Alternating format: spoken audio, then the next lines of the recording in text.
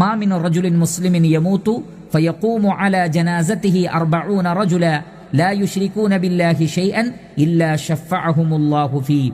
ഒരു മുസ്ലിമായ മനുഷ്യൻ മരണപ്പെട്ടാൽ 40ഓളം ആളുകൾ, അതും എങ്ങനെയുള്ളവർ? ലാ യുശ്രികൂന ബില്ലാഹി ഷൈഅ, അല്ലാഹുവിൽ പങ്കു ചേർക്കാത്ത 40ഓളം ആളുകൾ ആ മയ്യത്തിനു വേണ്ടി ജനാസ നമസ്കരിച്ചാൽ ഇല്ലാ ശഫഅഹുമുല്ലാഹു ഫീ, അവരുടെ ശഫാഅത്ത്, അവരുടെ ശുപാർശ അല്ലാഹു സുബ്ഹാനഹു വതആല സ്വീകരിക്കുമെന്നാണ്. അപ്പോൾ മയ്യത്ത് നമസ്കരിച്ചാൽ അതിൽ അല്ലാഹുവിൽ പങ്കു ചേർക്കാത്ത 40ഓളം ആളുകൾ ആ മയ്യത്ത് നമസ്കാരത്തിൽ പങ്കെടുത്തിട്ടുണ്ടെങ്കിൽ അവരുടെ ശഫാഅത്ത്, ആ വ്യക്തിക്ക് വേണ്ടിയുള്ള ദുആ അല്ലാഹു സുബ്ഹാനഹു വതആല സ്വീകരിക്കുമെന്ന് റസൂലുള്ളാഹി സ്വല്ലല്ലാഹു അലൈഹി വസല്ലം പഠിപ്പിച്ചിരിക്കുന്നു.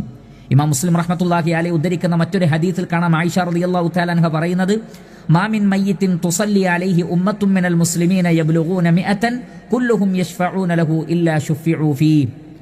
മുസ്ലിം ഉമ്മത്തിൽ ആരെങ്കിലും മരണപ്പെട്ടാൽ ആ വ്യക്തിക്ക് വേണ്ടി ഏകദേശം 100ഓളം ആളുകൾ മയ്യത്ത് നമസ്കരിക്കുകയും ചെയ്താൽ ആ വ്യക്തിക്ക് അവർ നടത്തുന്ന ശുപാർശ സ്വീകരിക്കപ്പെടുന്നതാണ് എന്ന് റസൂലുള്ളാഹി സ്വല്ലല്ലാഹു അലൈഹി വസല്ലമ പറഞ്ഞിരിക്കുന്നു. അപ്പോൾ മരണപ്പെട്ടു പോയ ആളുകൾക്ക് വേണ്ടി ചെയ്യാവുന്ന ഇസ്തിഗ്ഫാറിന്റെ രൂപങ്ങളിൽ വളരെ പ്രധാനപ്പെട്ടതാണ് മയ്യത്ത് നമസ്കാരം എന്ന് നാം മനസ്സിലാക്കുക.